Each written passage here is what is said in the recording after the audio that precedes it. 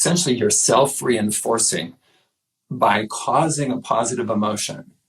And with that, you've nailed it. If you can form the recipes quickly and easily, and if you can wire them in through a positive emotion, bam, you're going to be a habit ninja. You're going to have habit superpowers. We're here. Yes, we are. Finally. Yeah, this is so good, Sam. I am so glad to be here. You know what it feels like on my side? Do you know how when you get on a plane, when we used to get on planes, and you sit down and like, phew, now I can just relax? Yes. That's what it feels like. It feels like, boom, we're just going to sit down, have fun, relax, have this great chat. Thank you so much for inviting me.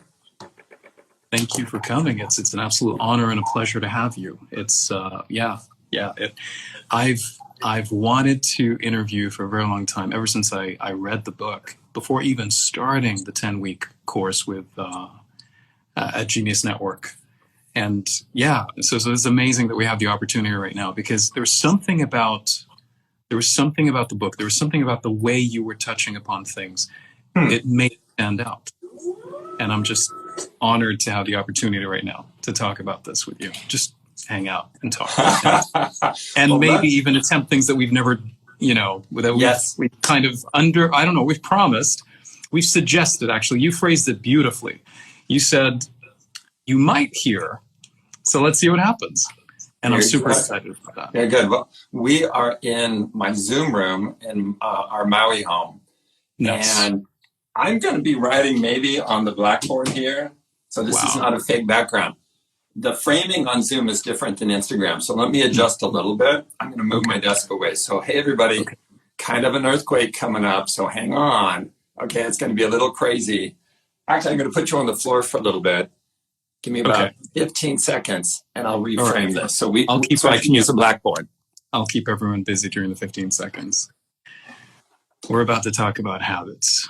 We're about to talk about different ideas of motivation. We're about to talk about the concept of repetition, emotion. There's so many different things that we're going to touch upon that I'm so excited to just play around right now. And we are ready. Yes. Perfect. Just to give everyone who has just joined and hasn't seen my introduction, I'm just going to give BJ an introduction real quick. He's a behavioral scientist. He's the founder of the Persuasion Technology Lab 20 years ago. 10 years ago, it shifted to Behavioral Design Lab. And by the way, one of his students is the co-founder of Instagram. Talk about persuasion. Here we are. Ironic, which is interesting. Yeah. So he shifted to behavioral design, wrote Tiny Habits, New York Times bestseller, coached personally over 40,000 people with using this method, the Tiny Habits method. And his book now is basically being published in 25 different languages, which is amazing. The most groundbreaking book, and he's the world leading expert on habit formation, habit creation. And I'm honored to have him right now. So, BJ, so good to have you. Thank you. We are on opposite sides of this planet. We are. And thank you for inviting me. It's really important for me to share how habits work to help people be happier and healthier. And I think that's what we're going to be doing here. And new stuff. We're going to take some risks. Yeah, we're going to take some risks. We're going to be doing, I'm doing something I've never done before. So I'm going to be proposing things, just suggesting ideas, and let's experiment with the ideas. Anything that comes up, it's going to be interesting. This is going to be real time. Let's start with habits, and just to kind of frame things. To me, the way I look at habits are vehicles. So we have a lot of habits in our lives that we do every day, that we go through every day, that we don't even realize. And I look at it as vehicles. So you can hop in a vehicle, takes you somewhere, could take you close to where you want to go, then you leave, hop into another vehicle, another habit, and it takes you in a different direction. If you don't know the habits you have in your life, you won't know the impact of where it's taking you. So I think it's really important for us to identify. Yeah. We could have habits that are conflicting. A habit, let's say my destination is north. The vehicle takes me north whenever I jump on it, whenever I jump into it. Then if I hop off and get into another vehicle, it takes me back south. Yeah. So I'm having conflicting habits, but I'm using both. And I think it's really important to identify the habits that we have and realize the power that they have. Most people don't even know what habits they adopt, and some are consciously acceptable and they're aware of. So just to kind of frame this for you to understand the importance of habits, we all have habits where there are habits we don't even know about. And it's important to identify it, because once you identify, you develop awareness to create a change, to reclaim control over your life, which is why one of the reasons why I love your book, by the way. And I'm always going to be doing this from now on at the beginning, just so I can actually, get this. So this is Tiny Habits, an incredible book. And we're going to be touching upon a lot of elements in it to create new habits, to stop habits, bad habits, negative habits, disempowering habits, and ways. And there's some groundbreaking stuff. I'd love to talk about a couple of my takeaways, but I'll leave that for later. But for the time being, there are a couple of distinctions, starting with, I would say, model versus method, because it really started with the model. Yeah. So, please. Yeah, you're right on. I mean, in some ways, when you think about the book, Tiny Habits, it's new and fresh. It's different. It's not what you've read in other habit books, because it's all new stuff that comes out of my research and hands-on practice. And one way to think about it is, yes, it's about the Tiny Habits method. And I'm sure we'll talk about that and help you apply that, everybody. But it's also based on a model that came together for me in 2007 that I called the behavior model. And Sam, I have a poster that I can pull up and show. I read in one of the chats that the type is reversed, and I'm not really smart enough how to change that. Let me show the poster. And if it's backwards, everybody hold it into a mirror or something. I don't know how you're going to read. No. Please do. So this is a model of how all human behavior works. And it looks like this. And this is the summary of it.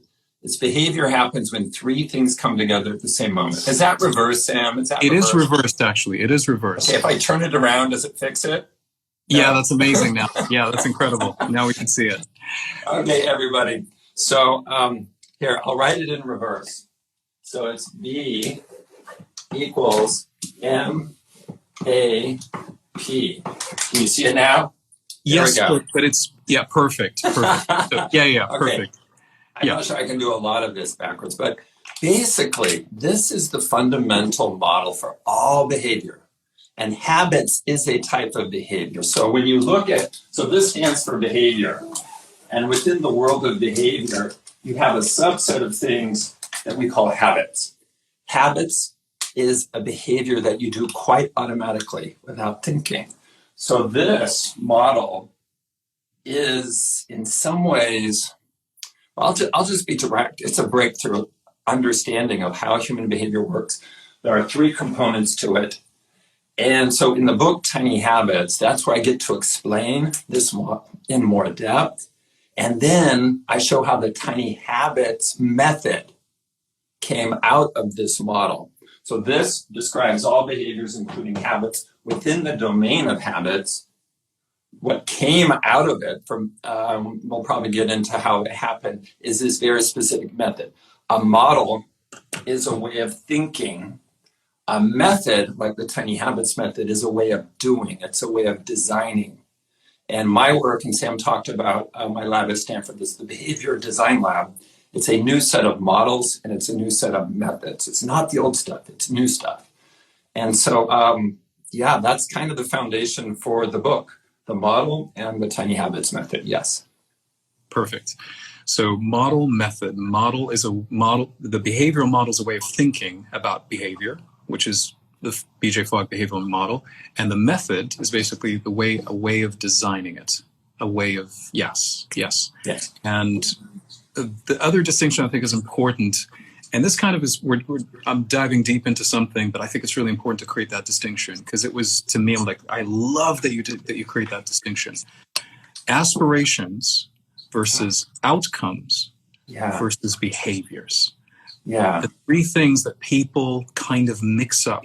And when they talk about, like, what would you want to do? And they say, well, I want to, whatever the goal is that an aspiration or is that an outcome? or is it a behavior? Yeah. So yes, and we might use the word goal to describe all three of those things. Okay, so in my work, in my technical work, I don't use the word goal because it can mean those three things. So let me unpack what those are. Please. An aspiration is something vague and abstract that you want to achieve. So you might want to be more productive, or you might want to sleep better, or you might want to have closer relationships, or you might want to have a great 2021. All of those things are great starting points for changing your life. They're great starting points for habits, but it's not a behavior. It's this abstract desire. I'm a huge fan of aspirations, and I'm a huge fan of starting with aspirations to figure out what habits you're going to do. So aspirations are abstract. Next, outcomes. Outcomes are specific. You might say, I want to finish reading the UK version of Tiny Habits by January 1st. That's, you know, when you've achieved that, okay? You've either finished it or you haven't. It might be you want to graduate from college. That's an outcome. Okay, notice that's different than an aspiration because it's not vague and abstract, it's specific. But it's something you can't do in this very moment.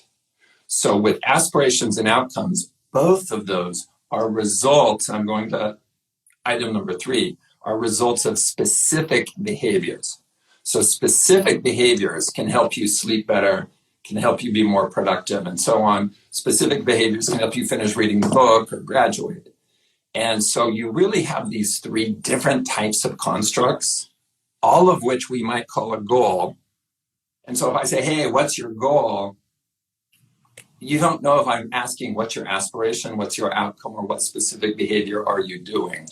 And so in my work, so as a behavior scientist, it's really important to be precise and clear. And so in my work that I do in behavior science, I don't use the word goal. I will either say outcome or aspiration or specific behavior, because that's clear. And now what you're doing with habits are specific behaviors that you do quite automatically. Okay, and so that's how the landscape plays out. If I had a bigger landscape for drawing it, I would, because I love, teaching and drawing things out. But hopefully that's clear. So everybody just remember those terms: aspirations, outcomes, and then specific behaviors. And it's the behaviors that help you achieve the aspirations or the outcomes. And you can start either with the aspiration or the outcome in the process of changing your life. Either one is a good starting point. Perfect. What I love about the book, one of the things that I love about the book, by the way, is you're constantly focusing on making things more tangible. And this is an example of that. You're clarifying aspirations being intangible, outcomes being a bit more tangible because it's more specific and it's measured. So aspiration is a abstract desire. Outcome is a measurable desire, specific desire. A behavior is something you do to achieve a certain outcome or to achieve the aspiration in a specific time. So that is creating tangibility rather than intangibility. And that's one of the things that I love about a book, which brings me to the next example of this. Motivation. One of the biggest problems with motivation is it is abstract. There's a subjectivity to it. It feels like this ethereal. Some people hit it, some people, it's a hit and miss place. It hasn't been scientifically broken down to the level that makes it easy to create. So we're kind of, and I love I'm just going to share this. One of my takeaways, one of the things that I love so much, the B map, B equals map. The M, before I say it, can you just clarify what each letter stands for? Because this is the formula, basically. M is for motivation. So behavior happens when there's motivation to do the behavior. There's ability to behavior. Ability is how easy or hard it is for you to do. And then the prompt. The prompt is anything that reminds you or says, do this behavior now. So that's how it breaks down. Yeah. So thank you. So the idea of the M, the motivation, it is very, very abstract. But what you did is you basically found a way to kind of utilize it But one of the best takeaways for me, and there's a lot, actually, I'm just going to share a few. This is one. The fact that you used the motivation and behavior in a different way. You changed the relationship of behavior and motivation. Instead of people coming up with a behavior or finding out a behavior and going like, oh, I just need to motivate myself to behave in that way. Yeah. I may suggest a great thing for people to do, and they're like, oh, that's a great thing. Let me find a way to motivate myself to do it. So you're kind of trying to motivate yourself to do something. And what you did is you flipped the whole thing around. You said, no, find behaviors that serve the purpose you want by using the motivation you already have. Yeah. Exactly. Let's just use the motivation we already have, and then basically find a behavior that matches that. And that's a lot easier, especially when motivation hasn't been broken down, which is one of the things we may actually attempt to do today. Really well said, Sam. And so I haven't drawn it out this way before, but one way to think about it is, hey, people, these go together. When it comes to habits, don't just pick a habit you don't want to do. Pick a habit that you already want to do, or a habit that takes you to an aspiration or outcome that you really, really want. Okay? So this is step one. Step two, then, is to make it really easy to do. How do I make it so easy to do? So let's say that you want to hydrate more, and you decide, oh, I'm going to drink water. So I have some water here. How do I make it really easy to do? Well, in the Tiny Habits method, it's radically easy. And my own practice of this habit, it's not actually drinking the water. It's just filling the glass of water and putting it on my desk. Okay, that's how I make it radically easy.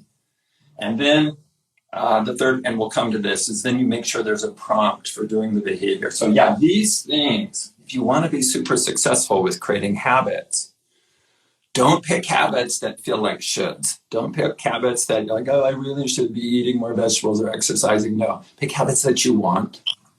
What doesn't work is picking the shoulds and then trying to tack on motivation or keep yourself motivated. We've all been there. And that doesn't work very well. And that's what led me in about 2010 to start goofing around with my own habits and understanding that this is vital. You gotta, the shoulds almost never become true habits. So focus on habits that you want. And that in some ways that makes the Tiny Habits method radically different than any other method, because then you're focusing on how to make it really simple and what's going to prompt to remind me. You're designing it into your life. You're taking away, you're reducing the need for willpower by creating a system that just makes it so effortless in order to create something, because you're just using a system that is working instead of you having to use sheer willpower. Works temporarily. The real problem with a habit is we want to reach a point where it becomes sustainable, self-sustaining. Yeah. And it's hard to do that. I mean, you could, but it's just a struggle. And I guess what that does is it builds this resentment towards doing habits. You start disliking habits instead of getting excited about habits because it's so easy. It's like, okay, so if it's easy to create a habit, what habits can I add? What habits can I play with to enhance my life in certain ways? You get excited about it. People aren't really fans of habits because of the relationship to the concept of habits, because it's always linked to kind of willpower, forcing yourself, shoulds versus cans. And I think we did talk about one of my takeaways during our sessions, the 10-week sessions at the Genius Network, was necessity versus possibility. That with necessity, we tend to resist necessity. We tend to resist musts, but we accept possibility and we accept cans versus musts. And I think a should versus a can as well. We accept the can, but a should is like a force thing. And the moment you force it, you tend to resist it. And that's why we talked about communication as well, which is a little tie into this. Whenever we communicate with someone, if I'm telling somebody you should, we can always use this information linguistically in communication, because this is really communication with yourself. Because I believe that habits, and it's something we'll get to, I believe that habit creation is a form of self-persuasion. And so if I'm persuading myself, then I need to use the same kind of method in the way I persuade other people. So instead of telling someone you should do something, what about you can? I'm suggesting it. I'm not commanding. I'm not enforcing. With force comes fear, comes need, comes rigidity, comes tension, comes paralysis. And people get stuck, they get defensive. And it doesn't help anybody. So, well, let me comment that on two ways, Sam. Number one, there's so much old thinking about habits that does not help you, everybody, and yes. And for many of these reasons, where it's like, I got to just set a New Year's resolution, and this year I'm going to stick with it. I'm going to find the willpower, and I'm going to make myself accountable. And there's 66 days to create a habit. And all of that is actually not helpful and not accurate and not true. There's fun ways to create habits and super reliable and easy ways if you do it in the way we'll discuss today. And so what you think you know about habit formation, I encourage you to set it aside and start fresh, because so much of the old stuff does not work very well. And that's why, Sam, even you inviting me to talk, it's morning my time. It's Sunday morning here in Maui. And usually I would be out surfing, and I'm not. I know. I'm here.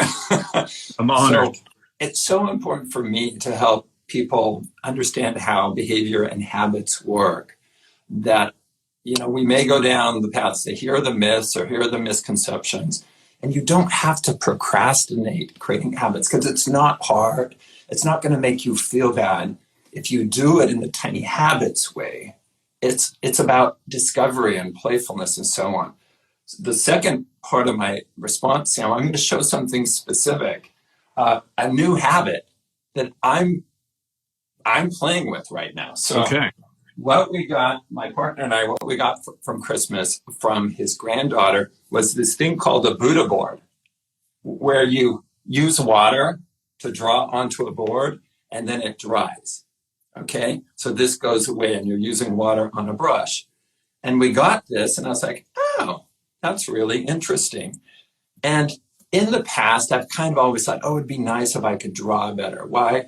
Because I teach and I sketch things out here. And what if I could draw better? So once we got this a few days ago, I was like, I'm going to make drawing on the Buddha board a new habit, or I'm going to play around with this habit. Okay, so I'm not getting all uptight and serious. And so, bam, the new habit is just make a little sketch on the Buddha board, anything.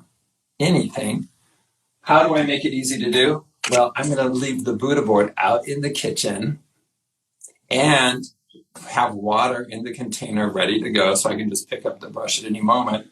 And then what's going to remind me? I think what I'm going to do is, after I start the coffee maker in the morning, I'll just step over to the Buddha board and sketch something. So I'm using a routine I already do, starting the coffee maker, to be my reminder to do the new habit of sketching something on the Buddha board. Now, it may or may not work in that spot in my morning. And if it doesn't, that's okay. I'll say, well, what else could this come after? Maybe it's after I sit down on the patio, and so on. So it's a process of discovery, and definitely something you can be playful with. It's like, maybe I want this new habit. Let me see. Let me design it into my life. Let me see how it goes. If it doesn't fit after I start the coffee maker, maybe it fits somewhere else in the afternoon, and so on. So it's not about willpower. It's about design. And design means you're going to iterate and try different things out. And if it doesn't work after I start the coffee maker, I don't feel like, I'm a failure. I lack willpower. I lack motivation. It's like, opportunity to design something different. And then later, if I find, hey, I don't really like doing the Buddha board because everything that I draw disappears, I actually kind of like that. But in the future, I may find I don't. Then it's like, hey, I discovered I really didn't want this habit after all. Terrific. And there's no failure in that. Okay, so it's this flexible, playful, iterative way of creating habits, which is radically different than the tradition. When you were just describing it, I was thinking of the prompt, because you're talking about prompt. You kind of touched upon the prompt, and I think touching upon the prompt would be really important at this moment, because people are, okay, A is ability, M is motivation, P is prompt, but he said he's going to touch upon it later on. What I'm thinking of with the prompt right now is, let's say you have habits that are already basically a routine. Yes. That's amazing, by the way, that you're reversing. Just for everybody that just tuned in, this is in reverse. So BJ is writing in reverse. Brilliant. This is brilliant. I used to be able to do this in cursive. I used to do it for the press. When I taught freshman English, I could do it pretty well. But it's been 20 years. Well, let's keep going. Yes. So the prompt in the tiny habits way. I mean, a prompt can be a Post-it note. It can be an alarm. It can be somebody telling you, remember to do the Buddha board, or remember to pour your glass of water. But in tiny habits, you hack it. And instead of having something like an alarm, you find a routine that you already do in your life, and you have that routine be your reminder. You have that routine be your prompt. So if you start the coffee maker every morning, guess what? That's good news. That means you've already got this piece together. So all you have to do is say, after I start the coffee maker, what is the habit I can put right there? Or after I sit down on the patio, what is the habit that goes there? After I feed the dog, what new habit can I put right after that? And so on. So you already have dozens, if not hundreds of routines every day. And that's really good news. It means you can insert a new habit after each one of those routines. So those routines become your reminder or your prompt. So that's one of the hacks in tiny habits, is you use your existing behavior, your existing routines or habits, things you do on a regular basis, to remind you to do something new that you want to do. Thank you. There were a couple of people that were asking, I don't know if they just tuned in, about what's a prompt, but just to be clear, and correct me if I'm wrong, a prompt is a reminder. Whether it is something that randomly happens, it randomly happens. I randomly hear a phone ringing, for example. I can use that as a spontaneous prompt. So whenever I hear the phone ring, I do this habit, for example. I could do that. Or, which is what you're suggesting, more of an action prompt, which is basically focusing on... and here's the thing. Here's my question. Is it fair to say that when you say routine, you're talking about prompt, you're talking about habits? So a routine is a habit. So is it fair to say that a prompt is a habit? A routine prompt is a habit. Is that a good definition? Yeah. So the word habit is ambiguous. The word routine is ambiguous. And so essentially you could say, hey, what habit do you already do that can remind you to do a new habit? In this case, usually when I'm teaching it, I use the word routine so people don't get confused. Okay. But, we could have a big, long, unproductive discussion about the difference between a habit and a routine. Both are ambiguous words, yes. Yeah, I know.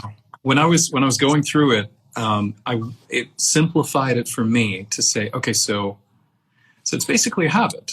So what habits am I doing right now? Because everything can be a habit. So what habit am I doing right now that I can add the new habit after? So it's kind of like a dance routine. You're adding an extra move at the end of the dance routine. It's an extra move that you're adding to it, and it becomes more of a chain. So you're adding something else. But it's not about the chain of the day. You're talking about a specific habit. Let's say brushing your teeth. Yeah. There's a new habit you want to use. You want to do, let's say, flossing, right? It makes perfect sense to do that after that. It's like a no-brainer. But when we find a habit that makes sense to add the new habit after, then it becomes easy for that habit to remind us, basically. Right, exactly. Now, Sam, as we talked about before, and as I showed to the Genius Network, there's a new tool I've created to help people do this. And we don't have to go there now, but it helps you figure out what new habit do I want and what routine am I going to pair it with. Yes. If you pair it effectively. And so we call this matching or pairing in the world of tiny habits. Like Sam said, you know, after I brush, I will floss. That's a good pairing. And it's not floss all your teeth, floss one tooth. So you make it radically simple. You can do all your teeth if you want, but the habit is just one tooth. And what you're looking for in designing habits into your life is, where does this new habit fit naturally into my routine, into my day, into things I already do? So that's why I talk about it as you're designing habits into your life. You're not forcing them, you're not using willpower, and you get better and better at designing them into your life. Like the Buddha board habit of drawing on the Buddha board, see how it's, I'm sure I can make this a habit because I've practiced habit formation a lot. And so the more you practice, the easier it gets. And it feels, at first, it might feel a little bit scary or intimidating because, you know, people have all these preconceived notions about habits and behavior change, and it's dragging you down, and you've tried it in the wrong way. But the more you do it in the right way, the easier and easier it gets. It's kind of like learning to drive a car. At the beginning, it might seem, oh my gosh, there's all these things I have to worry about. But as you practice, I mean, think how hard driving a car is now. It's not. It's easy. But remember when it used to feel hard? That's what it feels like. So once you practice creating habits in the right way, then it's like, oh, I want the practice of sketching every day. Bam, I can create that habit. And it doesn't intimidate you. It excites you. It's like, oh my gosh, maybe I'll actually get good on drawing. And then when I'm teaching and I have to draw a picture, I'll be better at that. I'll be a better teacher. So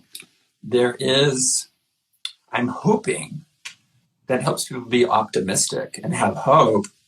Not only can you create great new habits in the coming year or the rest of your life, but it's going to get easier and easier to create those habits, just like it got easier and easier to drive a car from point A to point B.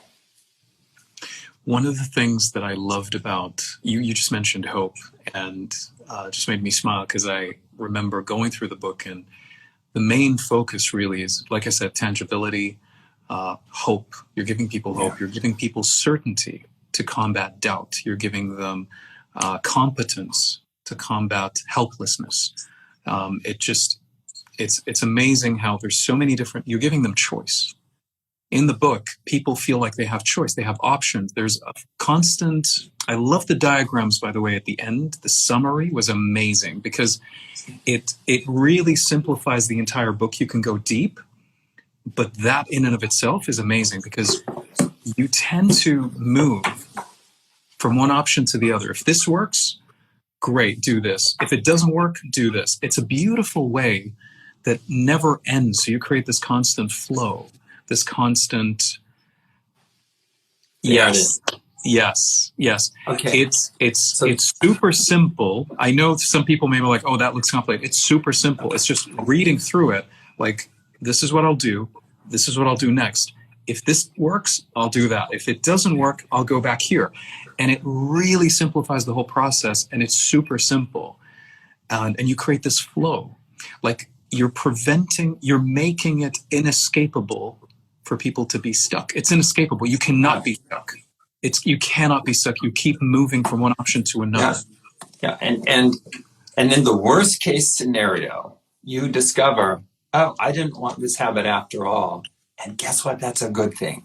That means, oh, I learned I really don't want the habit of, like, I once had a habit of eating an orange at lunch every day. And then I found out I don't really want that habit, and I let it go. And that was fine. I didn't feel guilty about it. I felt I discovered something. So that's the worst case scenario. So yeah, it is a system. And I'm huge on systems. I mean, that's what behavior design is. And the system of tiny habits looks like this. Yeah. The system of breaking or getting rid of unwanted habits looks like this. It's a little more complicated, but guess what? Step by step. And so you know what to do at each turn, and you're never lost or stuck. And yeah, I am a lot of people don't read the appendices, but those are the 3 pages in the entire book I'm probably the most proud of, is that flow chart and that system where you can do tiny habits, You can untangle unwanted habits, bad habits, and you don't have to guess. It's a system, and you just go step by step. It just walks you through what you need to do without ever getting stuck. And just to be clear, if people just go through these 3 pages, they do summarize things in a way that, and it's not as complicated as the second or third page looks. It's super simple. And this is something that could be a way of life for the rest of your life. You don't have to worry about this ever again. It's just something that becomes automatic. Yeah. And let me refresh the analogy here. So remember when you sat down behind a car wheel and were driving the first time, how complicated and scary it seemed, and now it does not? The same thing can happen with creating habits and changing your behavior, where it's like, oh my gosh, it gets easier and easier, and you have lots of confidence, and you know how to do it, and it becomes second nature. Again, this ties into the brilliance of the book in terms of matching. So I have a habit I want to create. Okay, so which habit / routine during the day that I can match it with?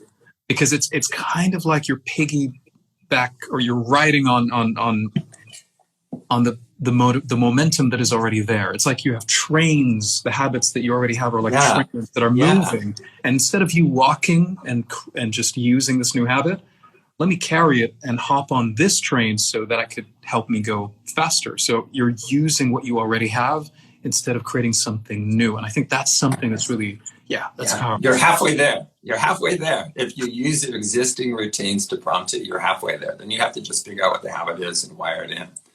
Sam, should I show the recipe maker tool at this point? If it's going to show? Yes, you could. This is show on camera. Anyway. I think it could, to a degree. Okay. So everybody, this is my first real announcement of this. I've shared it with my Tiny Habits coaches, but not publicly. So if you go on your mobile phone or tablet, any web browser, it works best on mobile, to recipemaker.tinyhabits.com, recipemaker.tinyhabits.com, you will see a tool that I worked a few months on with some colleagues to help you create habits. So you can pick the category of habits. So let's say you want to pick, let's say stress. So in this top line, you can pick the category, and then the habits are here, and you swipe through these to decide, well, what's the new habit that I want? Oh, I want to stretch my body briefly. Okay. And then you say, well, what does it come after? In other words, what's going to prompt me? And so you can then just swipe the cards, and you'll see the little face here. It tells you if it's a good pair or not. So it's got a little AI in the back end. So I will stretch my body after I pour a cup of coffee, and see the green happy face. Ooh, that's a good one. I will stretch my body after I pee. Oh, that's also a good one. And so you can explore these different pairings. And as you get into the less good habits, that's like caution. That means, stretch my body after I feed the dog. Well, this system's predicting that's going to be less good, but it's still a good one. But as you keep going, you'll eventually run into the red zone of, I will stretch my body briefly after I have the urge to buy something. Oh, that's not going to work very well. And that's what the red thing is indicating. So what I've tried to do is create a tool that will suggest specific habits or behaviors, and then will help you pair it with something that will prompt you, and then you just push the buttons and so on. So that's at recipemaker.tinyhabits.com. And yes, you can do it on a computer, but we've really designed it so it will work on tablets or phones best, and you just swipe and have fun with it. So I'm just for everybody, I'm going to be posting the link with a swipe up on the story. So you will have it for 24 hours. And I'm going to share that so that if anybody missed that, I'm going to be sharing it. And for people to swipe, and it's a free tool online. Yeah, free. Yeah. Yeah, if you want to then enter your email address and send it in, then you'll get an email from me giving you more tips and guidance, but you don't have to do that at all. So, completely up to you, and you can just use it over and over and figure out the recipe is what we call the combination of after I brush, I will floss one tooth.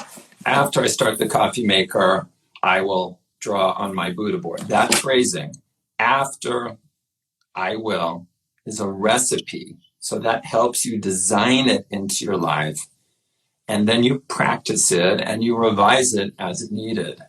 And it's pretty straight. So if you can create a good recipe, habits will snap in very, very quickly, within a few days.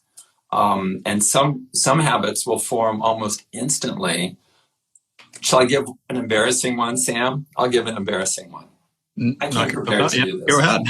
Sure. Okay. So I am 57, and I'm in the sun a lot because I live in Maui. I've been in Maui now a year. Usually I'm here only 6 months, but thanks to COVID, we've been here a year. So I'm in the sun a lot. I grew up in California. I got a lot of sun exposure, so I'm kind of worried about my skin. So I was doing some work with Procter & Gamble talking about their skincare products, and they said, oh, go get SK2. And this is not a product placement at all. I just wanted to pick a habit that I just created very, very easily. So I got the SK2 stuff, which is expensive, but they said, BJ, it's worth it. So I trusted them. Making this a habit of putting it on my face was instant. All I had to do is figure out what does it come after. I read the directions on the box and it said, after you wash your face, then put on this SK2 stuff. Bam! It immediately became a habit for me because it was, one, I wanted it. Why did I want it? Because I want to preserve my skin, Number two, it's really easy to do. In fact, I made it easier to do, Sam. I took it out of this bottle and I put it in a spray bottle, okay? So in the Tiny Habits way, taking off the lid and doing this, I wanted to make it even easier. So I dumped it into a spray bottle. So I just sprayed it on my face. And I know exactly what it comes after. After I wash my face, I pat it dry and I spray on this hopefully miraculous SK2 and the habit formed. Now, Sam, don't I look better than I did a month ago when I was on Genius Network? You do. Yeah, you do. You do. Yeah. Of course. But that's an example of a habit that took no number of days to create. All I had to do was design it into my routine and it was done. And I'm kind of joking about, don't I look better? But I kind of do think that it's helped me. So I'm going to keep going. I'll buy another bottle. This is not product placement. Yes, it's expensive. Find habits that you want, design them into your life, and some of them will wire in so quickly. And you should feel awesome that you're a good habit designer when that happens. Absolutely.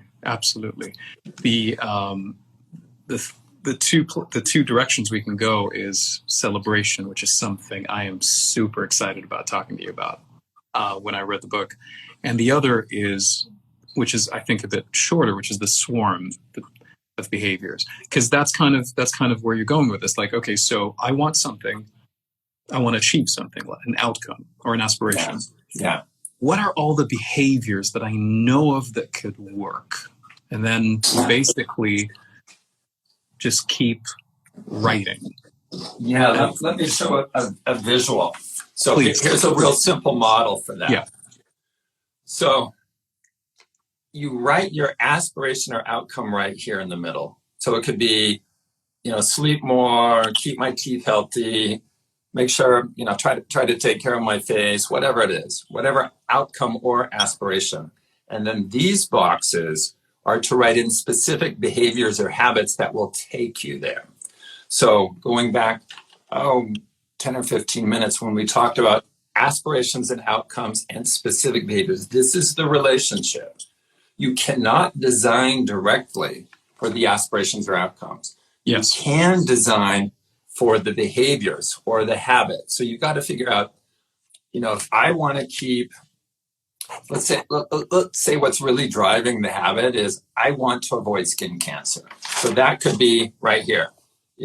Given that I'm in the sun so much, I want to avoid skin cancer. What are all the behaviors I could be doing to avoid skin cancer. Some of them are one-time behaviors, like go see a doctor and get checked.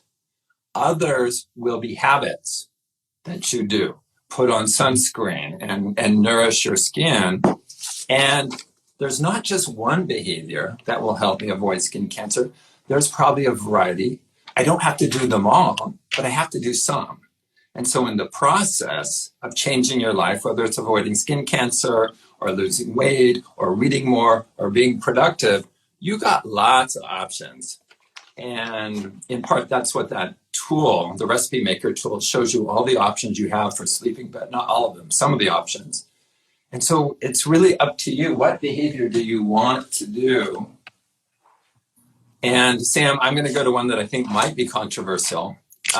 A lot of people want to reduce their stress, so that would be right here. That's not controversial. But most people assume that they must meditate in order to reduce stress. Yes. Meditation is one of many things. You could play a musical instrument, you could go outside, you could play with your dog, and so on. Meditation's a great one, but you don't have to meditate in order to reduce it. It's a great one, and it's controversial because I'm a fan of meditation, and you are and others are, but just understand that if it's not a habit you want, it's going to be hard to wire it in. So if you don't want to meditate, that's going to be a really hard habit to wire in. But there may be a time, 2 months, 4 months, 6 months from now, where you do want to meditate. That's when to take on that habit. That is so important. Here's the thing. A lot of people link the idea of stress and meditation. In order for me to relax, in order for me to relieve the stress, to reduce the stress in my life, I must or should meditate. And we're back to those two words. The issue here is, are you ready to meditate? Do you want to meditate? If you don't want to meditate, the question is, what other ways can you reduce stress? Instead of getting blocked with the idea of, oh, I need, or I should, or I must. 3 things that we need to start avoiding. We need, ironically, but we do need to stop avoiding these 3 words. But the idea is, what other, instead of getting locked in, pigeonholed into this habit, take a step back. Okay, let me put meditation aside. What other ways to reduce my stress are available? Yeah. Now, one thing that we could also do is touch upon, and this is another thing that we can actually explore, because I believe with motivation, I have an ambitious goal, aspiration right now to kind of play with the idea of motivation with you about the different things that we can talk about with that and play with the idea. But one of them is resistance. We tend to have a sense of, we tend to resist. And the question is, what are we resisting and why are we resisting? Well, mainly it's fear. It's different emotions linked to a resistance. But what are we resisting exactly? By identifying what you're resisting, just by releasing the resistance, you may create motivation automatically. Motivation may be the absence of resistance in some way or form. Maybe there's something that's getting in the way of me being motivated to do something. So I would personally, I love the idea of looking for other ways other than meditation, but I'd also ask myself, how do I feel about meditation? Because if I'm resisting, what do I feel right now? And I can even write down the emotions that I feel linked to meditation. And just by releasing these, I feel frustrated, I feel angry, I feel resentful, I feel ashamed, I feel embarrassed. Oh, wow. So you got negative emotions linked to the behavior to the habit you want to adopt. No wonder you're resisting it. And simply by just identifying that in itself can release the resistance.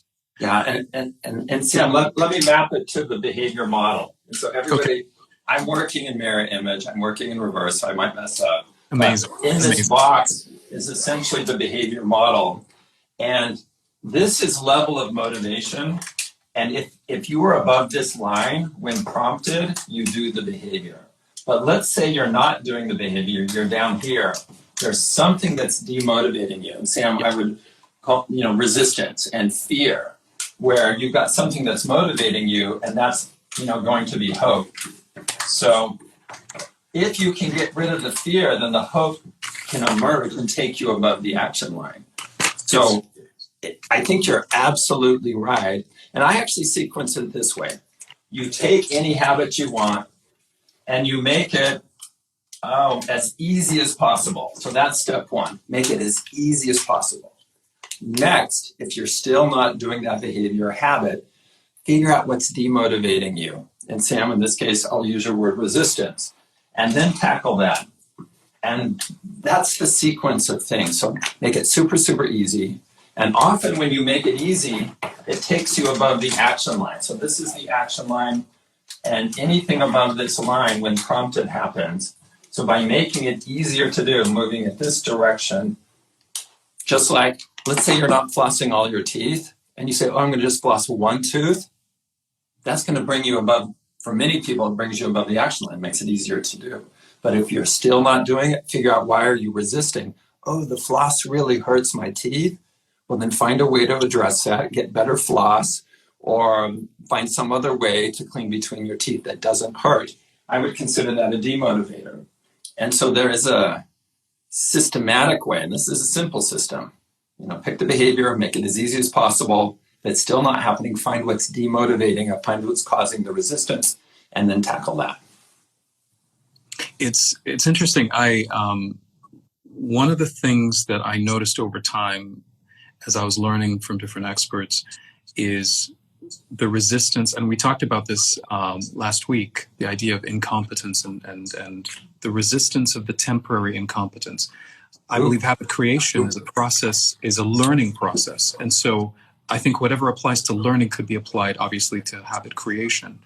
Yeah. And so if I'm resisting temporary incompetence because I don't want to look like an idiot, I don't want to make mistakes, I don't want to fail, my resistance to the temporary incompetence is what's stopping me from absorbing what I want to learn, and it's stopping me from accelerating and speeding up the learning process, which could also be linked to stopping me from accelerating the habit creation as well.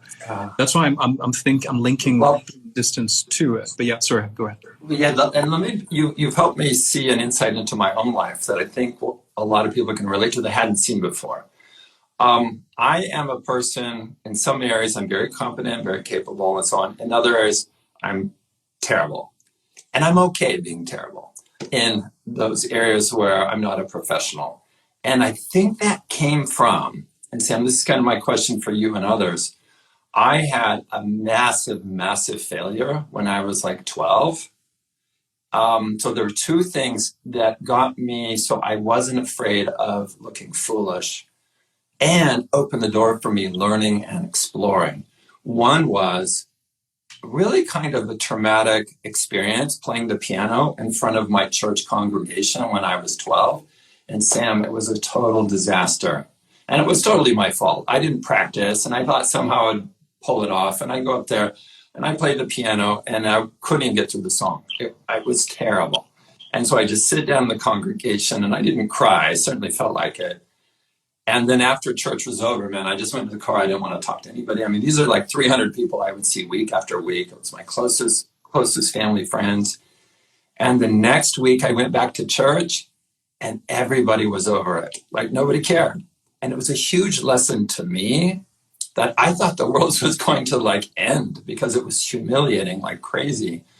And then I was like, guess what? Life goes on and nobody really cares. And it didn't hurt me in any significant way.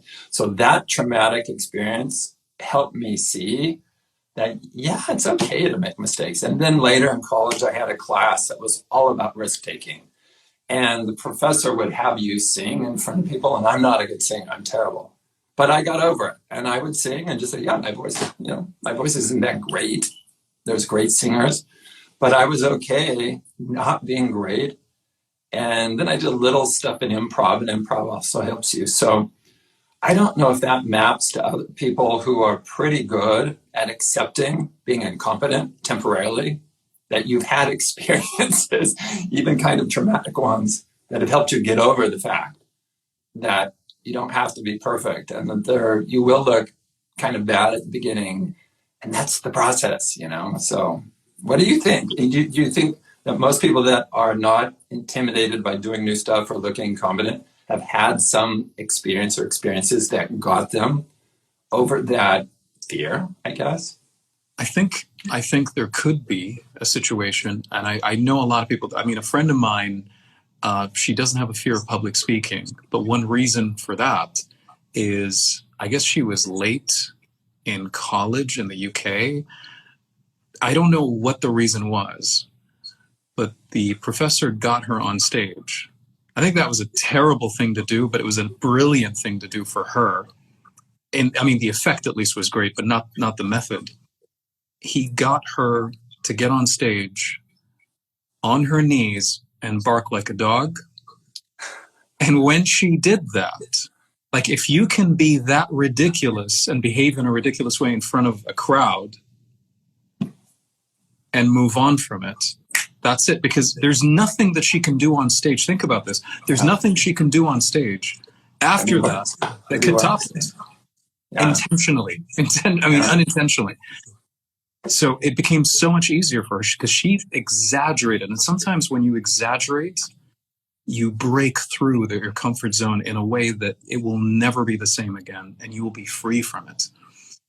Just like sometimes we need to shift from one side to another, like the card. If a playing card is bent 90 degrees, putting it back to the middle, pushing it back in the middle is not going to help it go back to the center. You sometimes need to go to the extreme and go 180, and that will get it back to the center. So sometimes we need to go to the opposite extreme to find the middle ground. I guess that ties in a bit with liminalism that we talked about, that concept. Yeah. Well, and it also relates. So a lot of my students and the professionals who work with me are creating products and services. Yeah. And at Stanford anyway, with my students, they would procrastinate launching their product because it wasn't perfect yet. And they would procrastinate. So, and there was one notable class where it was like, okay, if you don't ship something by Monday, I'm going to dock your grade. Because I kept saying, put it out there, share it with the world. Because I'm a big believer, you don't learn anything about a product until you actually ship it. Stop reading, stop thinking, stop hypothesizing, put something out there and see if it works. And they weren't doing it. So I kind of had to threaten them with their grades. Like, you got to get it out by Monday. I don't care if it succeeds or doesn't succeed. Yeah. Just get something done. And Sam, half of the students, and this was the class that was about texting for health. So this was 2009 or something. It was like, how can we use text messaging to make people healthier? And I just told them, I don't care if it works or not, but you have to ship something. Half of those projects actually worked. And so I kind of forced them over that fear of, oh my gosh, my idea may not work. And what they discovered is, oh my gosh, I actually learned something. Either I learned it didn't work or it did work, but you got to implement. And I mean, I'm going to pull this back away from product design. I do a lot of work with innovators on products and services to help people be happier and healthier. But back to habits, you just design the habit and you dive in and you practice it. You don't obsess about it. You don't do too much preparation. You just design it and you start practicing, because that's how you're going to learn if it's going to work or not work. And maybe there's a little bit of pride for some people to get over that sense of, my Buddha board habit might not actually work, so I'm not going to try it. And you just got to get over that. And that's why I said, maybe I want this habit, maybe I don't, but I'm going to try it and see. I won't really know whether the habit works for me, just like my orange eating habit. I'm not going to know if it works for me until I try and see. That one didn't work. The SK2 habit apparently is working, and I do want that. So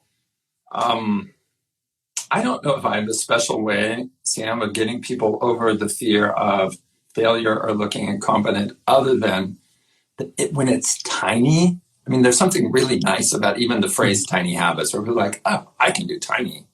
And if I fall on something tiny, I'm not falling very far. It's no big deal. And so I think that, and you and I talked about this briefly before, creating habits in these tiny, incremental, playful ways is something that the world needs now more than any other time. And in part because of the anxiety, in part because of the restrictions we're under, and that our attention is going so many different directions. When you have anxiety, when you're restricted, when your attention is diffused, it's really hard to make big changes reliably, but you can do tiny changes. You can use tiny habits very reliably, despite all that's going on right now. Tiny is a hack in and of itself for productivity and for simplicity, because simple life. I remember the pickpocket told me about his grandmother. He says, like, she taught me so many different things, but one thing that stuck with me is life is simple, we complicate it. And the thing is, the simplicity is what gives it power. It's what gives it freedom. It's what makes it easier, because complexity creates overwhelm. Complexity creates overwhelm. And that sense of overwhelm, we tend to resist, because when we're overwhelmed, we don't feel in control anymore, and we no longer feel safe. Which brings me to tie that into what was mentioned about the stress. Maybe the aspiration is to understand, okay, so how do I reduce stress? Well, what if we adjust the framing of it? How do I amplify safety? Because there's so many things that we can do to amplify safety. And when you feel safe, you are not going to feel stressed. And I just want to highlight, I'm not saying comfort, I'm saying safety, because comfort and safety are not the same. Comfort is what stops us from achieving what we want. Safety is the foundation that gets us to be as fearless as we want with everything else. It's that wall that kind of, it's that rock, it's that support that we have. I feel safe. So no matter what happens, I have that sense of safety that I can always go back to. Comfort is that line that we draw that amplifies the fear of the unknown. Safety allows us to explore the unknown with a lot more freedom, with a lot more relentlessness. It allows us. So what if the change was, instead of how to reduce, my aspiration is to reduce stress. What if it's, how do I amplify safety? And here's what's interesting about what you were saying. Tiny. When you do something simple, there's less risk, which means you feel safer. And if we can map things and link it to safety, there's a lot more linked to safety than we realize in the habits that we have and the things that we do. And so that's an example of that. The doing one thing at a time. A lot of people, you talk about fragmentation of attention, that's mentally exhausting. That prevents us from achieving what we want. We feel paralyzed. It's like we have so much to do that we don't do anything. And we're constantly having our minds drained. The neurons are deprived of their basic nutrients, micronutrients, when they are juggling two things at the same time. And this has been scientifically proven. So doing one thing at a time closes the loop. It allows us to basically feel more competent. And guess what? Competence makes us feel more in control, which makes us feel safer. Safety. Slowing down. And that's something that I'd love to play with the idea of habits as well. The concept of slowing down. Yeah, well, let me push this a little bit further, Sam. And this is new territory. I know. And what I'm a big fan of, as you've seen, is systems. And like, here's my plan. So what if we together came up with a plan to share with everybody? What are the tiny habit recipes for creating more safety? And you mentioned a few, including, make sure I'm not multitasking and so on. And I guess there's probably others, like setting the bar lower. For example, me drawing on this Buddha board is lowering the stakes for this behavior, because there's no permanent record of my drawings. In the past, I've had a drawing notebook and I look back and say, my drawings are terrible. In this case, it's less risky because I know the drawings are going to disappear. So just like there's a game plan that I've created, like, how do you start your day better? Well, here's all these behaviors. What would be the one, if somebody's feeling like they're lacking safety, what would be the go-to habits? I'm going to erase the whiteboard. And maybe we just put them up there. Okay, so sure. I'm going to erase them. Sure, let's do that. What would be the order? I mean, so and you can also do this in your own life. Like when I wake up at night and can't sleep, have a game plan. What do you do number one? And if that doesn't work, what do you do next? And what do you do next? And what do you next? Because you're probably stressed that you're not sleeping.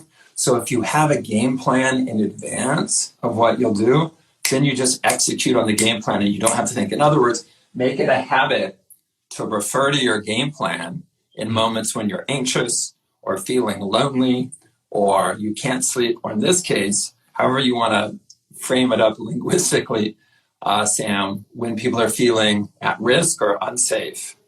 You know, what would be a good game plan for people? Okay. So if I were to look at safety, we're brainstorming safety right now, just to be clear. Yes. Is that correct? Okay. Yes. Yeah. Safety. Okay. Brainstorming safety. So, okay. One thing I would say, one of the things that allows us as a nonverbal to make us feel safe, and I'm just going to be sharing this. I don't have it organized in my head, but what I'm going to do is I'm just going to share whatever comes out. Because here's the thing. We tend to resist sometimes because we want the sequence of what's the best first, and writers have this problem. That was amazing, by the way. Safety in reverse. That was good. Writers tend to want to write the best page from the very beginning, when in fact what we need to do is give ourselves the permission to kind of riff without labeling them. So these are basically, random. One thing I would say is basically doing one thing at a time allows for the sense of control, sense of safety, because you're closing a loop. Whenever you do something, single tasking, that's one. That makes us feel safe. The second, I would say, would be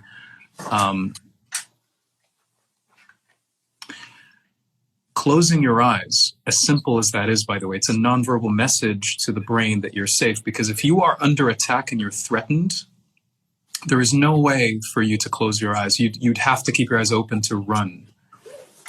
So closing the eyes and that relaxes you. And that's why in hypnosis and in any kind of, we tend to basically want to relax more. Unconsciously, we tend to close our eyes. Here's what's interesting. You closed your eyes, you suddenly started to breathe deeper, which is interesting. And it's the connection of what closing the eyes suggests to the unconscious mind. It suggests safety. If you're under attack, I think a simple way of putting it is, if you're under attack, what would you do? Do the reverse, and that's the safety. You would not close your eyes. You wouldn't close your eyes. So that's one thing. Another is sitting or lying down wouldn't happen. And that's why if you change your position, you create an interrupt of the stress response, because you're making a change, sitting or lying down.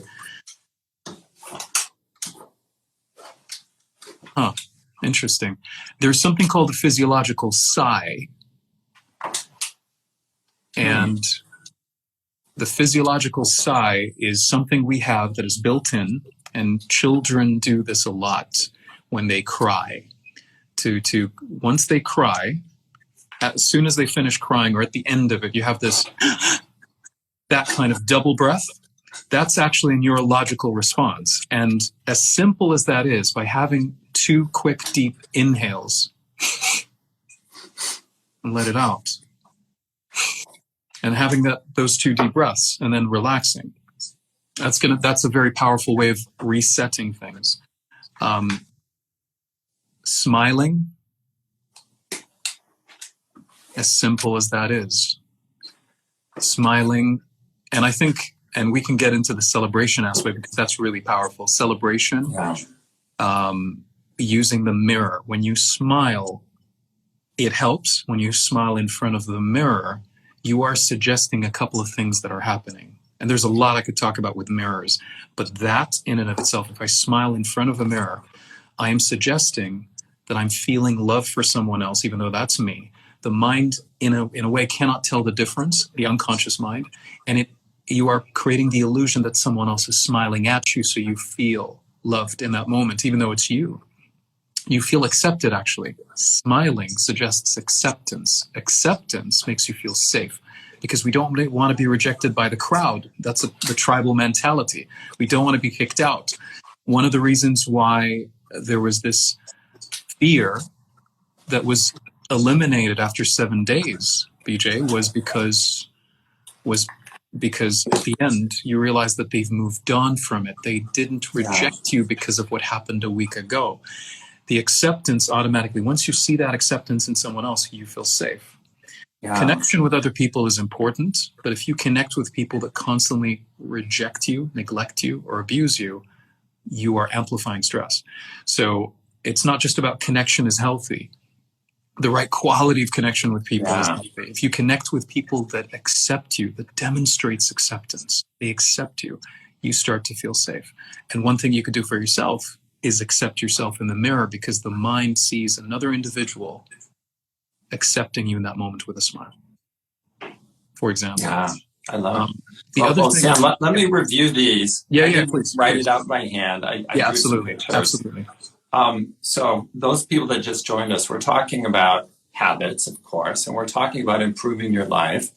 And Sam made a really important point about this feeling unsafe and how damaging that can be for us. So what we wanted to do is create a game plan for you so you know exactly what to do. And this is our hypothetical order. We may change the order later, but the order of things is, number one, make sure that you are single tasking. You're not multitasking.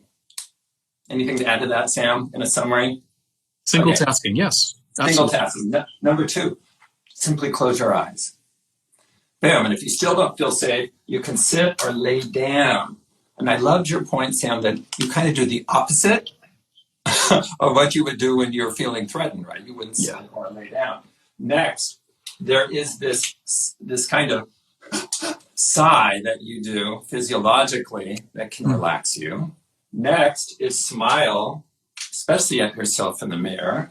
And then the last one, which is kind of abstract but super powerful, is sort of, I forgot how you worded it, but sort of like this social acceptance or social embrace, where you're feeling supported. That's my interpretation, supported by people around you. There's a few ways I do this.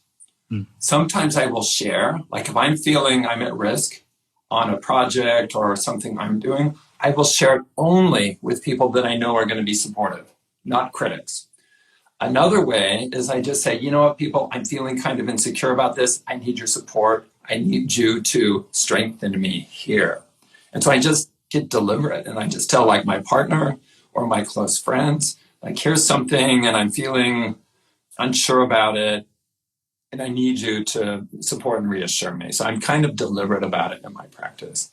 So game plan that you can apply in your life. Sam, what else would you add to this? I'm sure you have a lot more. But Before I add anything, there were a couple of comments there was one that was mentioning combining, which is brilliant because you get to close your eyes, lie down, and smile as you, or just close your eyes, lie down, and breathe, which I didn't touch upon the breathe, but you could close your eyes and lie down and do the physiological sigh. But now you're doing 3 at the same time. So combining is super powerful. Now, I didn't even touch upon breathing. There's so many different aspects of breathing. The physiological sigh is one. 2 very powerful things for breathing would be focusing on prolonging the breath. Exhale, prolonging the exhale. That, in and of itself, triggers the parasympathetic nervous system, prolonging the breath, the exhale specifically. So if you do a short inhale or a long inhale, as long as the exhale is longer and long, that in and of itself reduces automatically. So imagine combining and prolonging the exhale. Now, obviously, there's another aspect of this. When I interviewed James Nestor, when he talked about nasal breathing versus mouth breathing, doing all that through nasal breathing in and of itself stimulates the nitric oxide, which increases oxygenation, which boosts your immune system, improves circulation, allows the lungs to absorb more, allows the body to absorb more oxygen, and that in and of itself relaxes the body. A lot of the stress comes from hypoxia, low oxygen. So I would say prolonging the breath is one, definitely. Let me add a spin to that, Sam. Please. I like playing musical instruments of various types. For me, music is a magical thing. And it's very powerful. So I started playing the recorder. I think of it as a flute, but it gives me that prolonged breath. And that really is my meditation every morning. So this morning we got up at about 5 and I go out in the dark into our living room and I play the flute, my recorder, and really long breaths. And I started this a few years ago, and what I saw happening, and when I was writing the book Tiny Habits, and there's a lot of pressure on deadlines and things like that. What I did naturally, and I only saw this months later, and then recognized that when I needed a break, I would go out and I'd pick up my flute and I'd play my flute for 5 or 10 minutes. I'd play songs that I like. And then I was relaxed and chill and I could get back to the project I was doing. And I didn't at first fully understand that it was a type of meditation, and that was that elongating the exhale plus, the delight of music for me. Of course. That just became a natural habit without me really thinking about it, because it helped me feel successful. I recognized it at some level that it was helping me chill and resolve the stress that I was under, and then I could get back to what I was doing. And so, yes, I love playing kalimba. And here in this room, I have a keyboard and I play the piano and I have a guitar as well. But the flute has really become my go-to instrument for lots of reasons, but I think the breath and the breathing, and it turns into, at times, especially in the mornings, a type of meditation that works for me. Definitely. There's a lot of, there are a lot of activities, and James Nestor was talking even about prayer, chanting. That is, let's say, for example, Om and Ma, that in and of itself is prolonged exhale. Mm-hmm. That's a prolonged exhale, and that automatically shifts everything. Here's one as well to help speed up the process for stress, reducing stress, to feel safer. And it's not psychological. There is a psychological aspect to it. Taking a deep breath in and holding it for 20, 30 seconds, maybe even longer, and then slowly letting it out. What that does is it builds up CO2, and it allows the chemoreceptors in the brain to automatically basically increase the flexibility of the chemoreceptors. And when the chemoreceptors are more flexible because of the CO2 increase, you tend to relax a lot faster at stressful situations, and you feel even better just by holding your breath 20, 30 seconds and slowly letting it out. You can even go longer and train yourself. And there's a lot in ancient scripture, there's a lot that was mentioned about, 300 seconds, 400 seconds, but you can gradually hold your breath and slowly let it out, doing it gradually. It's for the chemoreceptor flexibility. So let me, for people that just joined, we're talking about habits. We're talking about making it super practical and super effective in your lives. And what we just sketched out is, and I would encourage you to write this list down. You don't have to draw pictures like I did. I'm drawing pictures because I don't want to write in reverse like third grader, even though maybe I should. And have this list ready to go, okay? And so your habit is, after I'm feeling at risk or that I'm lacking safety and security, you pull out this list and you start implementing. So don't turn to a drink, don't turn to social media, don't turn to some of the habits that don't serve you very well.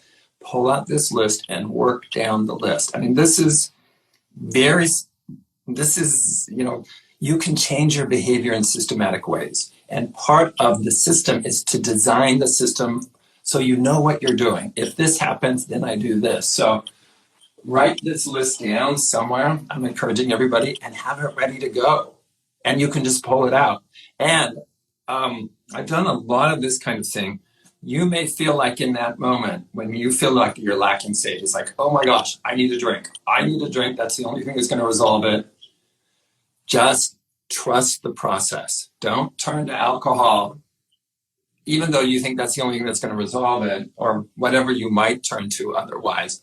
And go down this list and see how it works for you, and then revise the list so you do have a game plan when you're feeling at risk or you're feeling unsafe. And then once you know you have a game plan, then, and Sam, you know this better than I do, then I would wager then when people feel at risk, they're going to feel less upset because like, oh, I know what to do in that situation. I pull out my card and I go down the list. You're essentially designing and preparing for that moment that will come. I just want to add one more on the list, the Wim Hof breathing. Wim Hof. I cannot believe I didn't even mention it at the beginning. That would be on the top, actually. Wim Hof, Wim Hof. Wim Hof breathing. That is a habit. That is one of the fastest ways to get out of stress. And he actually, Wim Hof breathing. And you had a great Instagram live with him, so people can refer to that. I interviewed him. Yeah, I interviewed him twice in 3 weeks, and I'm going to interview him for the third time because there's so much he has to teach, just like there's so much you have to teach.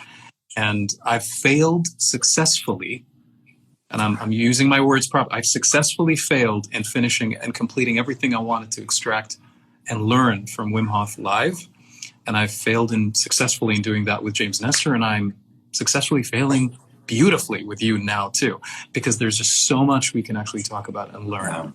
There's so much I can learn from you and so much we can talk about, definitely. Well, I don't know how much further we'll go with this, but this general approach, I'm a huge fan. And if I were to go in the other room, I could pull out stuff to show you the artifacts. Figure out what the challenges you face in your life. Like, oh, I can't sleep at night. We'll come up with a game plan for that, okay? I have a game plan. Before I had a game plan, this was a few years ago, I would say 3 years ago, I returned Ambien. And I was like, oh, I can't sleep, I'm going to take Ambien. And I was like, and I saw other people in my life who had a pretty significant Ambien addiction. And I was like, I don't want to go there. So rather than just thinking it always had to be a drug like Ambien, I have a different game plan when I can't sleep. When you're feeling lonely, what is your game plan? And just recently, and I regret not doing this, like Christmas, I'm sure a lot of people felt lonely on Christmas, and I wish I had mapped out a game plan for people. Here's what you do on Christmas so you don't feel lonely. And by the time it came to me that would really be helpful, Christmas, Hawaii is the last place that experiences Christmas. It's pretty much over for everybody, but I'm going to share it next year. So for these challenging situations that you will face, have a game plan for them and be ready to go. You are designing, so this fits into my work of behavior design. You are designing your behavior in some ways through having a checklist. I'm going to do this and then this. And if it resolves, fine, I can go back to sleep. If it doesn't, then I do this and I do this. The first thing I do on my game plan when I can't sleep, like when I'm feeling restless and I feel like I need to get up, what I do, and it's in a Tiny Habits phrase, after I want to get up, I will lay back down for 15 seconds. That's step one. And what I find most of the time, even though I feel like, oh, I have to get up and clear my mind and I'm having weird dreams and all sorts, when I lay back down, it's like, oh, that feels so good. And most of the time I do not get up. So, first step, bam.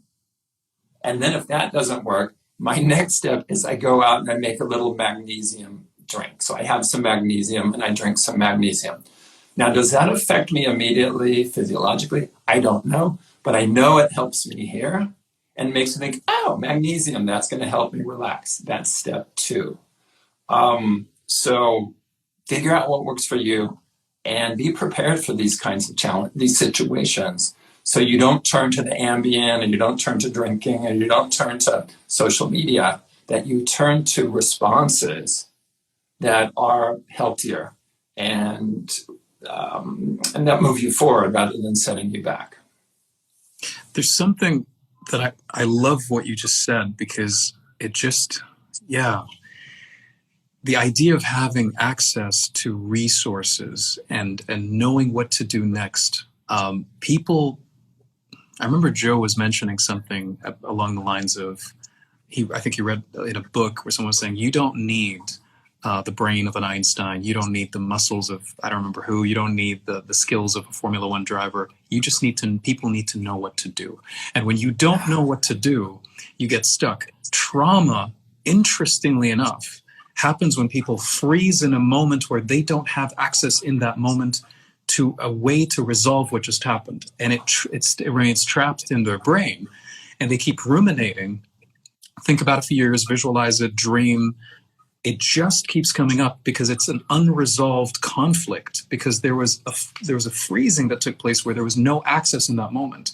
When we have a game plan like what you're talking about, what you're mentioning, you know what to do. And not only you know what to do, but you know what to do next in case this didn't work. And you have a system, you have a plan, a contingency plan, just A, B, C, D, all those different habits potentially. And it just allows us the freedom, the flexibility. Let me share something very similar that happened that I'm doing right now in my own life. I got, on December 23rd, I got injured surfing. The waves are really big, bigger than in a certain area, and I got beat up. And I think I broke or bruised my ribs and so on. So it's been painful for a few days. And what I do, and this is a kind of tiny habit approach, we call it pearl habits, is you take something negative and you turn it into something positive. And I'll explain how it works a little later. I'll just tell you what it is.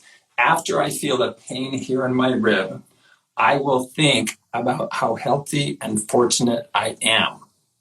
Okay? So I'm designing a tiny habit recipe. So instead of saying, oh, my rib hurts, I may not be able to surf for 12 weeks, and oh, it's restricting, rather than thinking of all the negative aspects of this injury and this pain, or maybe beating myself up, or why did I try to go through this wave? That was stupid. That wave was too big. You should have just ditched it and swam under. I've turned it into something positive. So what I've had the opportunity to do, and it took me a day to say, well, what am I going to do with this nagging pain? It's not going to go away. So on December 24th is like, oh, this will be a reminder. After I feel the pain, I will think about and give thanks to how healthy I am. I can walk, I can do these things, I can move my fingers and so on.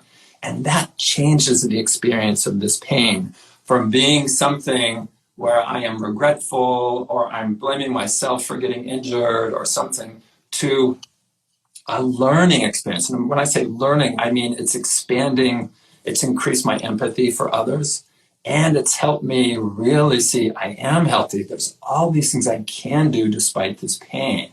So that is a kind of game plan for something that's happening to me. And we call that a pearl habit, because you take an irritation like sand and you turn it into something beautiful.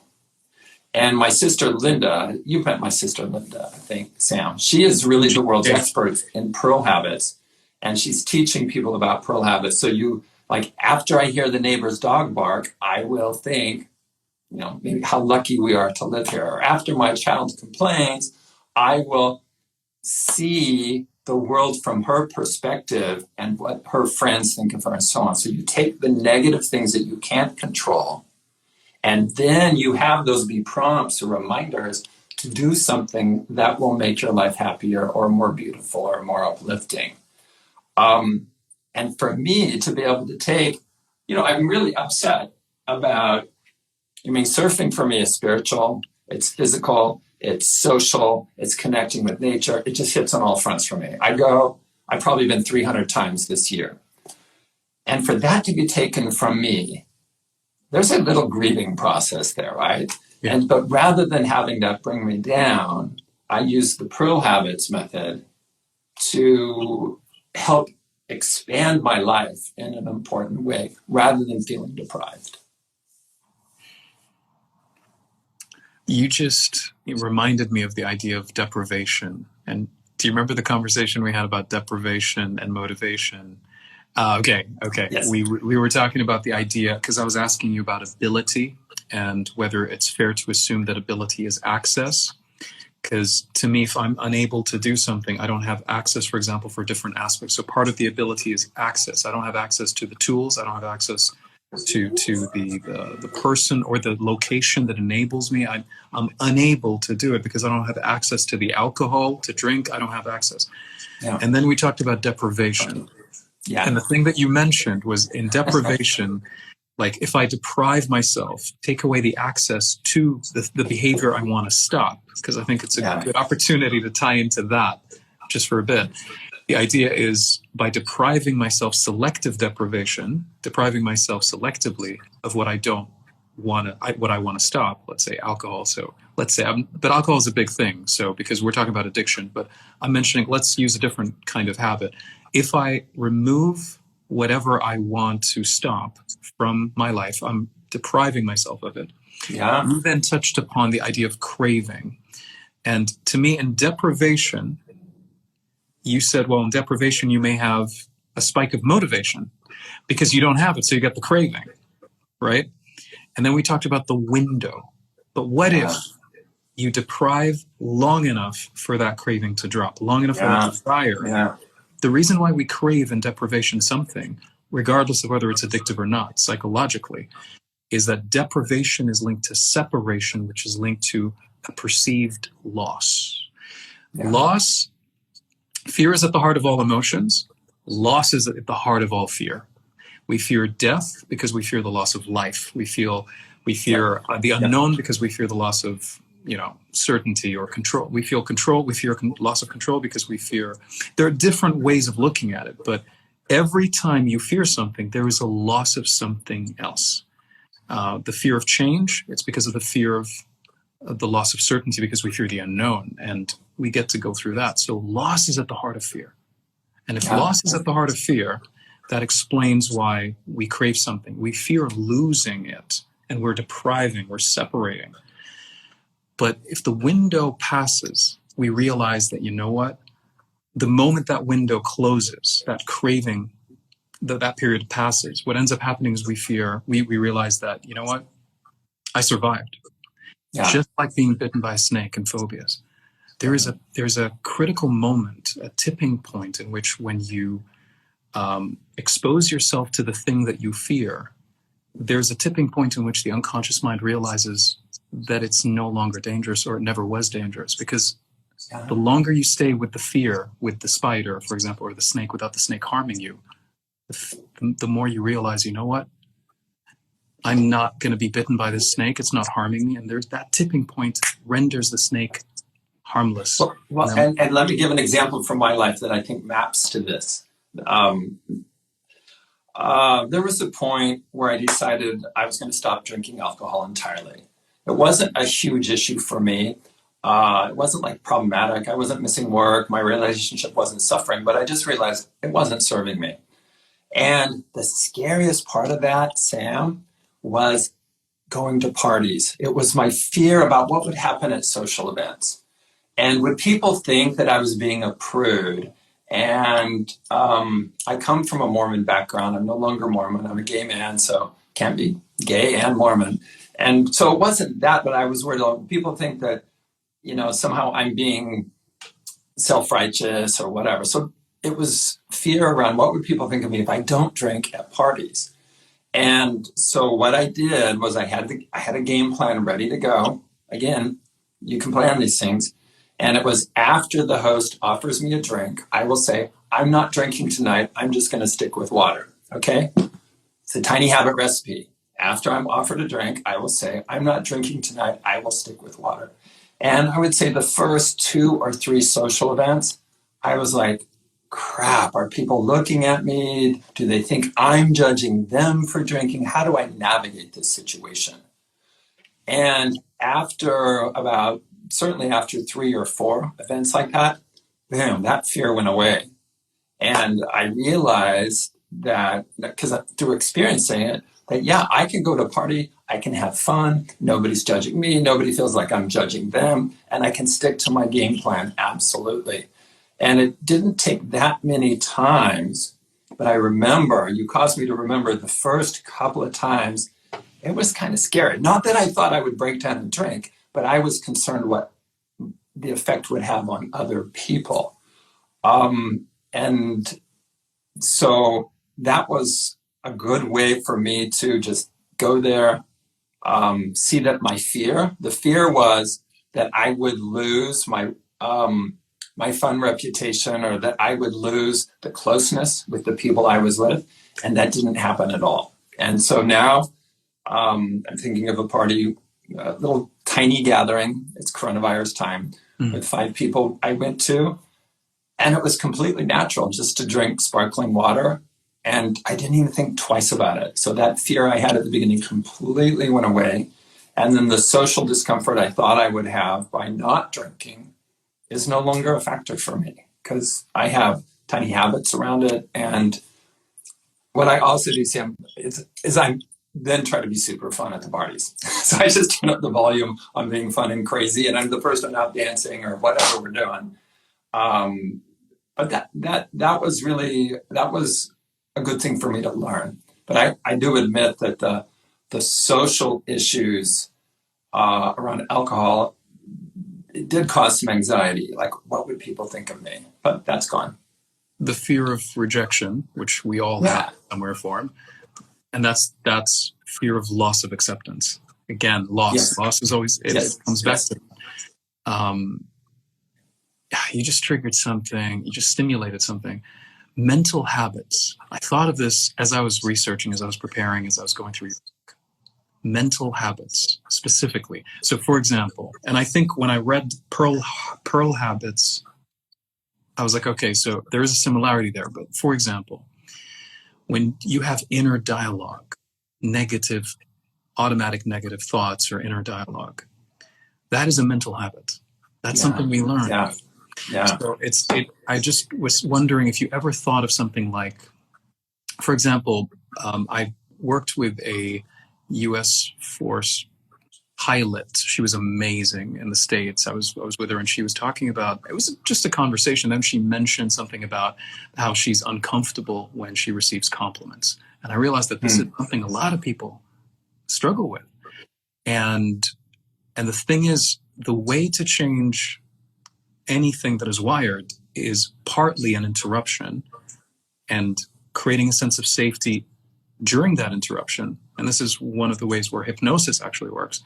But we could do this physiologically by creating a physiological interruption. So we talked about it. She started to really get emotional about the idea of, I would give her a compliment and she would find it hard to just thank me. She would want to always downplay, deny that she deserves it, trivialize what she did. It's nothing. But it's just to take a compliment straight was very difficult. She started to tear up. It was really there's really something that I noticed in a lot of people. They have that tendency we're wired to not accept, or a lot of people are wired to not accept compliments because it feels like you're being arrogant when someone is actually being very kind and sharing something honest, truthfully about you.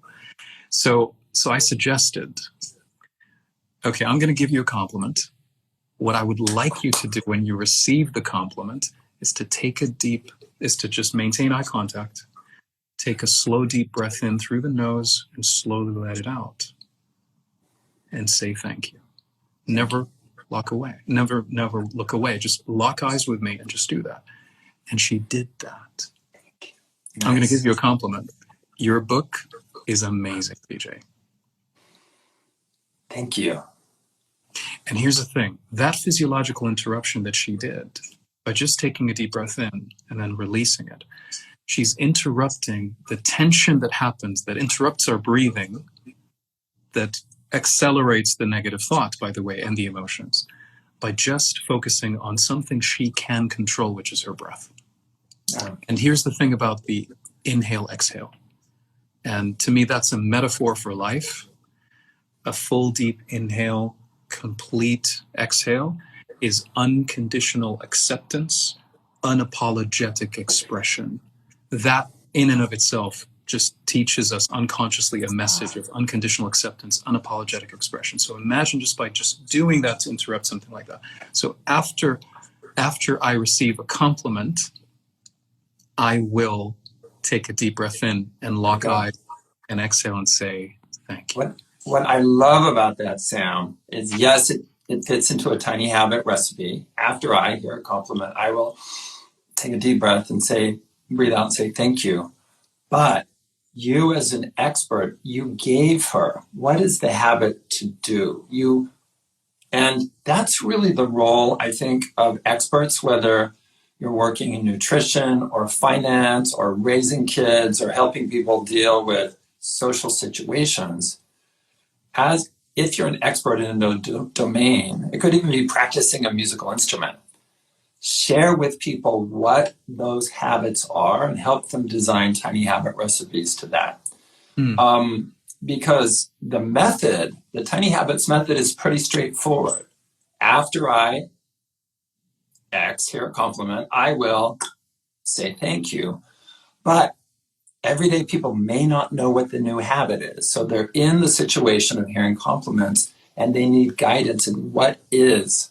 That's why I shared with this. After the host offers me a drink at a party, I'll say, no, thank you, I'm sticking to water tonight. No, thank you, I'm sticking to water tonight. 8 words.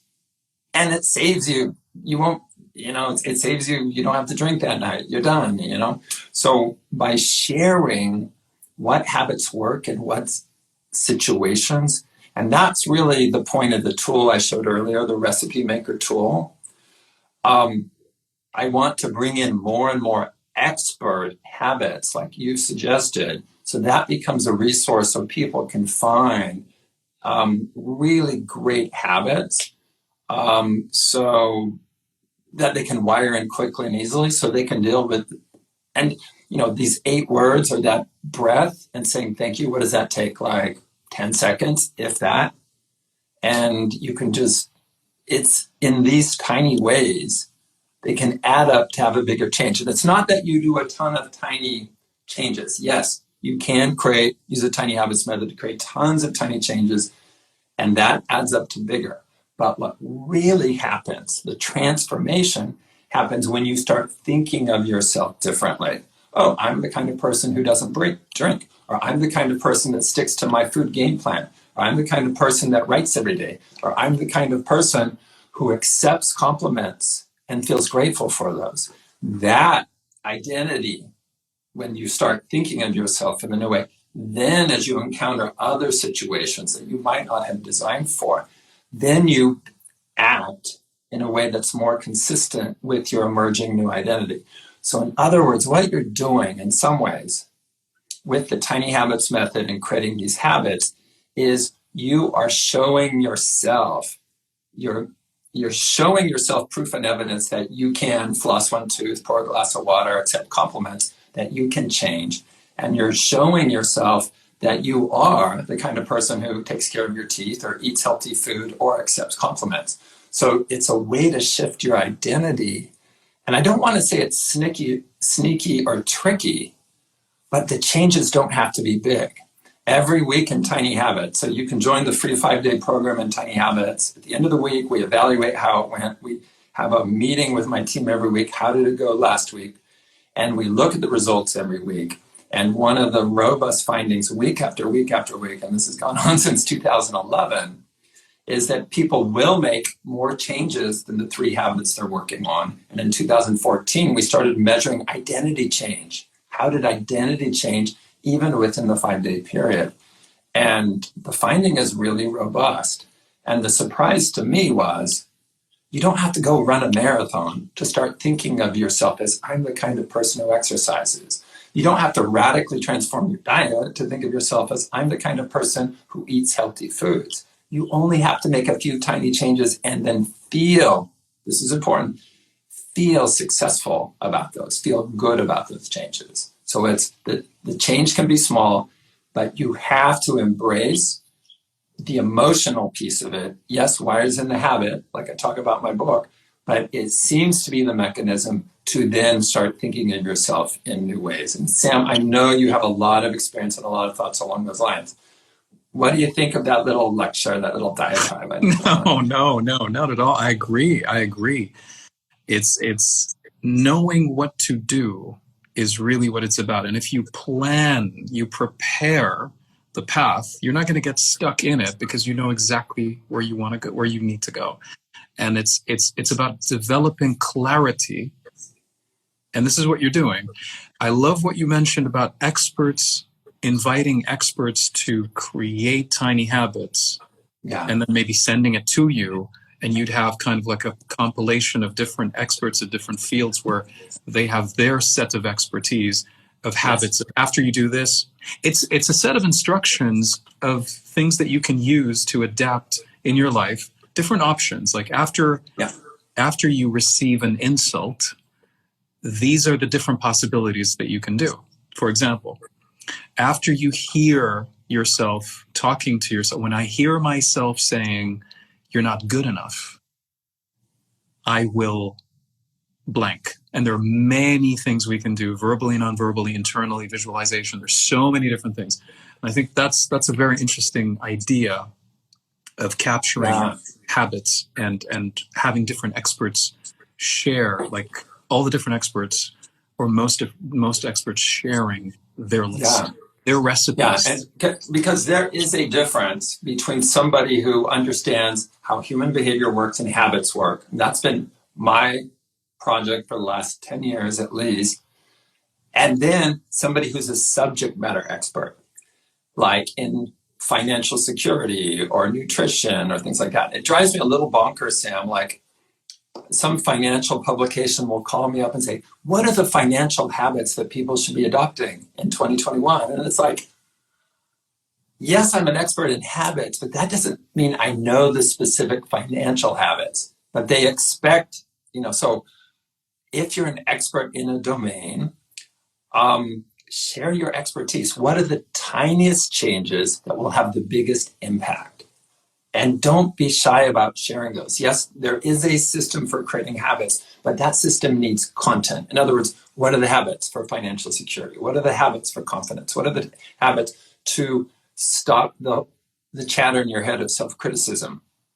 And I, as a behavior scientist and habit expert, I don't have all the answers. I mean, I've done this a lot and I have some, but I really, really value people that have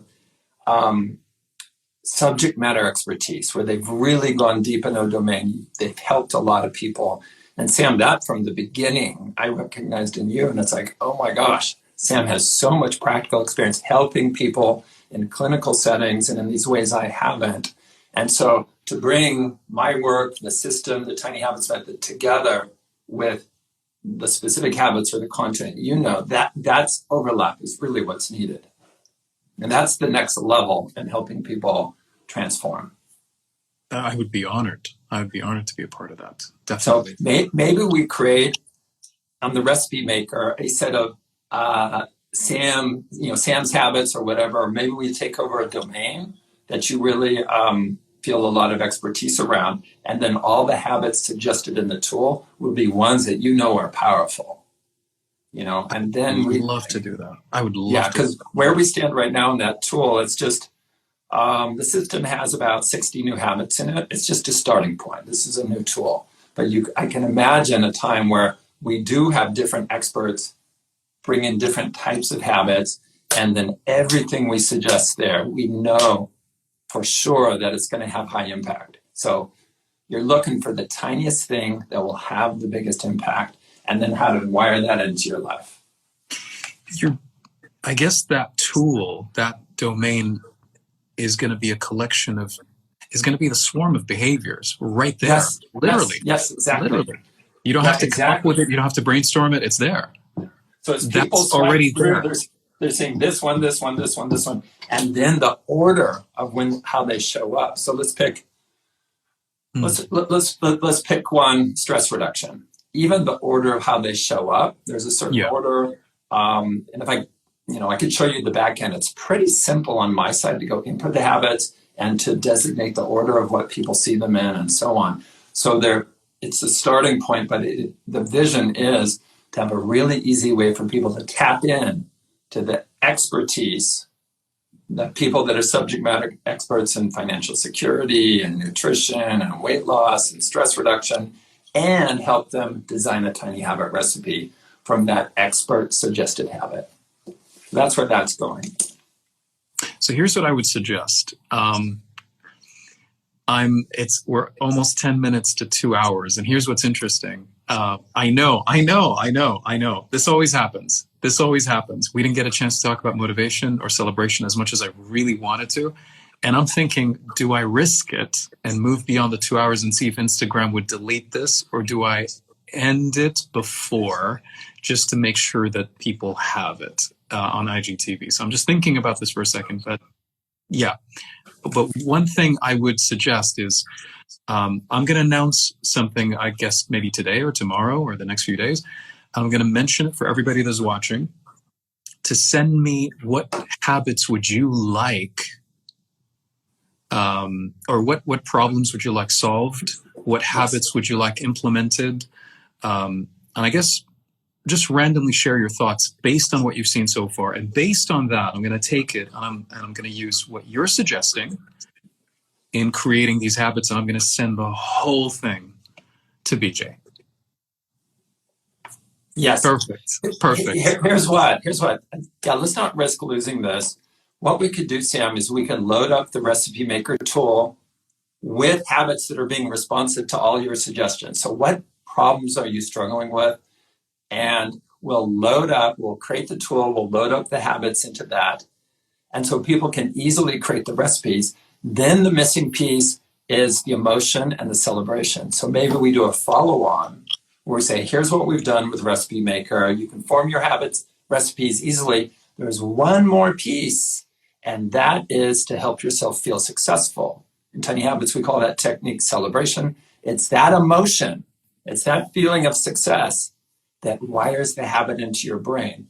And rather than rush that, let's solve the first part so they can form the recipes easily, exactly to the challenges that people are facing.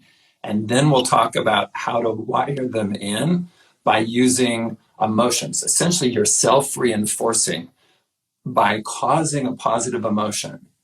And with that, you've nailed it. If you can form the recipes quickly and easily, and if you can wire them in through a positive emotion, bam, you're going to be a habit ninja. You're going to have habit superpowers. Yes. I think that sounds like an amazing plan for us to implement, and I think we should do that. So, we can do that, and we will do that. Let me replace should. So yeah. BJ, thank you. I mean, we had this conversation during the call last week. 2 hours is not enough. We knew that from the start. We knew that. And now what we're going to do is we're going to break it up into another call, just like I did with Wim, just like I'm probably going to do with James. Again, there's a follow-up at some point. And something tells me that this may actually be the follow-up that precedes everything else. So but let's see what happens. Happens. But the call to action for people here, people viewing, is to send you a message on Instagram, like I'm struggling with this, or this is my challenge. Yes. Tell us the domain. And with that, we will come up with an expert set of habits.